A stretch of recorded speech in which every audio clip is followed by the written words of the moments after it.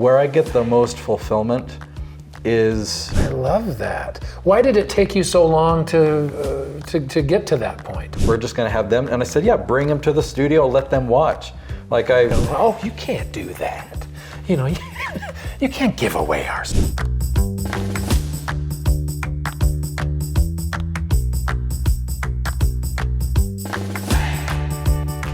So this series of videos that we've been producing here for your channel, strategically, it represents a bit of a shift. Mm-hmm.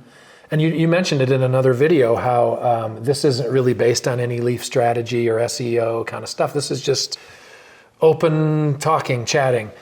Is this something that you're willing to do because it's your channel and what the heck? Or does this represent a shift overall in your strategy for people? Does the leaf strategy still work? Is it still as powerful as it once was? Can you comment on that? Great question. So I definitely want to answer that last one about does the leaf strategy still work?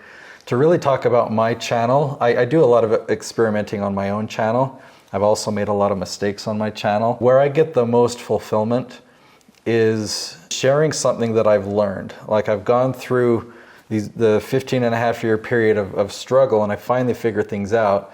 So I just love sharing that so that other people can perhaps have a shortcut. So having these conversations is fulfilling for me, because granted, my leaf strategy, it's hard work. It's physically exhausting, but in the beginning, it's not mentally exhausting.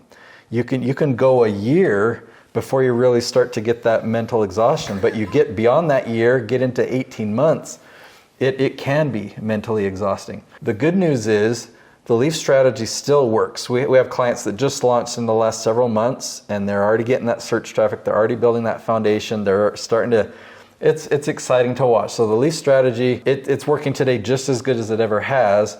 And I have a lot of my clients, in fact, I'll tell you about Nicolene Peck. Nicolene Peck, she's a parenting expert. Mm-hmm. Definitely check out her channel, amazing content. Over a year now, we've been really aggressive and very strict with that leaf strategy. And it's really worked. She's got a solid foundation. She has got tons, like the majority of her traffic is coming from search. One thing that I've shared a lot is suggested traffic. You'll start to get spikes eventually. Oh. And Nicolene never had a spike. And I'm looking at that like, because we're getting spikes on other channels, but just in her specific case, why haven't we had a spike? So a couple months ago, we were having a conversation, and I said, Nicolene, you have graduated. And her channel's profitable. It's a lead generator. Search traffic really brings in the best type of audience. Yeah. So her channel is definitely successful. But a spike just multiplies it, and we love the spikes which come from suggested traffic. So a couple months ago, I just said, you've graduated. Now let's not stress about the leaf titles. Let's just pick topics that are fun, that are compelling, maybe questions that people are asking you, things that you want to talk about, so that this can, she hasn't experienced burnout yet, but just where she's at, I'm like, let's just have some more fun with this. And her channel has started to, the angle has started to increase. We've just been doing it we had the conversation, I believe, about 2 months ago. So about a month ago is when these videos started to hit.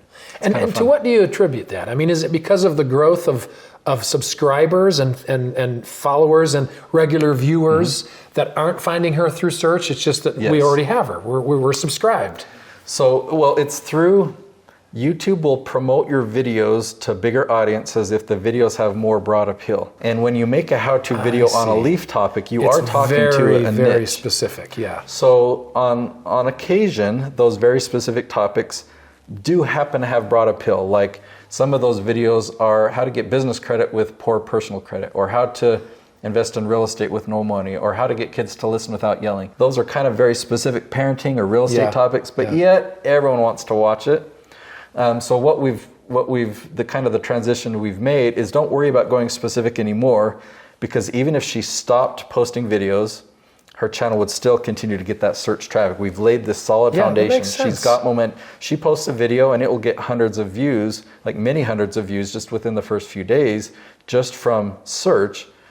So now it's like, all right, now let's just have a little bit more fun.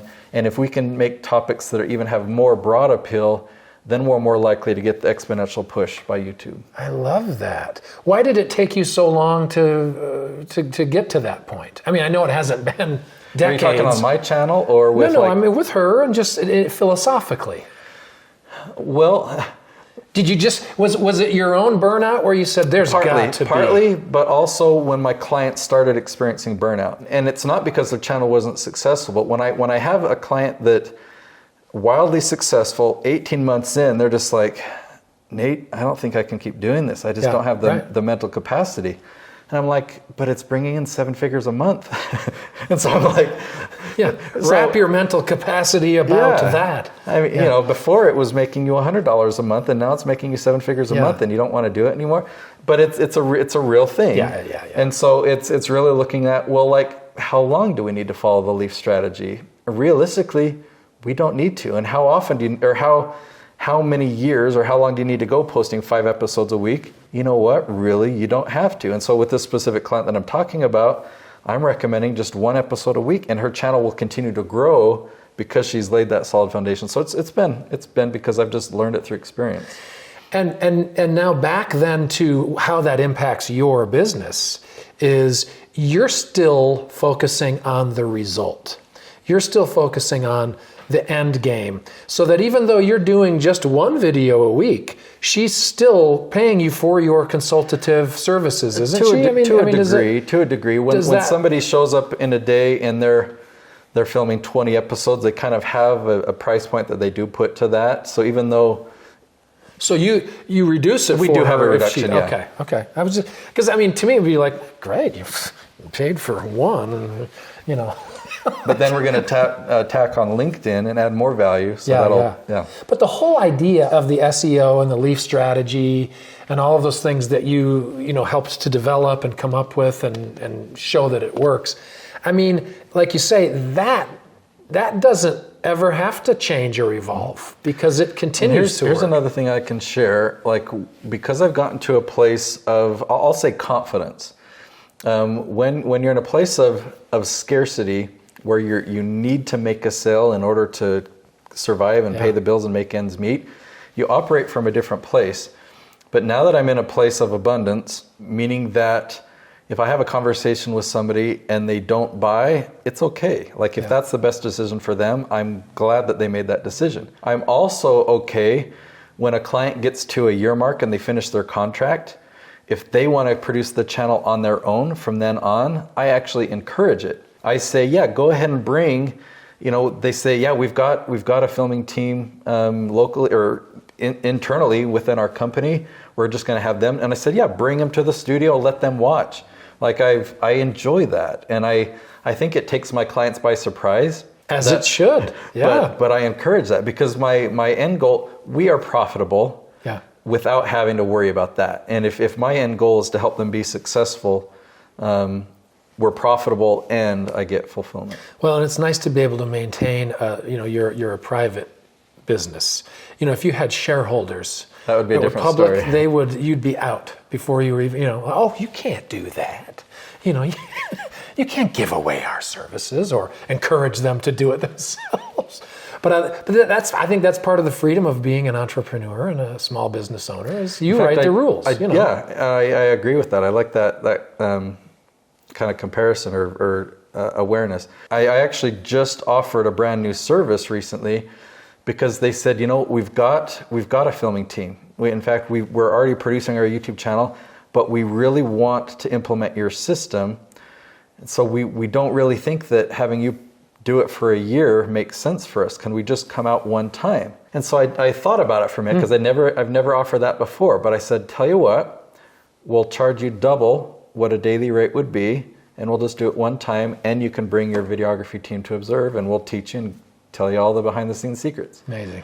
And I'm happy with it. Yeah. We charge them a double fee, right? We charge them double, and we get to empower them so that they can. And then if they want to come back in the future, we're happy to do the same thing again. Well, and what does that do for spin-off referrals? I mean, truly, just that level of integrity and almost charity, really, just where you're you're fine sharing your knowledge. And I like when I charge them if I figure them out and it's charity. it's charity. Well, no, my point is, bring in your team. We can end this relationship. We'll teach them how to do it. I'm interested in you continuing to put out a quality product. And then we're done. Hey, but I mean, I think when you build that kind of reputation, that's what people refer, is they go, oh, if you're looking for somebody, this guy's great. He's always been above board with us. He's, we have a great relationship still. You know what I mean? Mm-hmm. Those characteristics go a long way in business, no question. Yeah. I hope so. And another plug for focusing on the result, because I sell results and I can deliver results, I don't have to ask for referrals. So when somebody's starting a business, instead of selling an hourly rate, like, oh, is Scott worth the $100 per hour, or is Nate worth? I'll give myself a higher. Is Nate worth $1,000 per hour?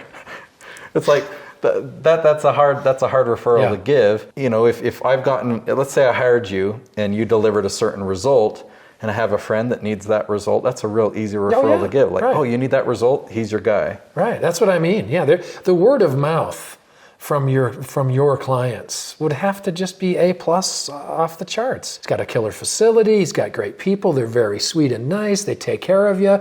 The product itself is great, we've seen the results, here they are. Save your advertising budget, right? I mean, who needs it? Why would I spend X amount of money, to buy it if I can just watch them for free? Because can I get enough of them on YouTube? You might have some assignments, so there's activities, you might have some accountability, but the core content's probably They put value on things that they've paid for. And when you offer things for free too much or for too long,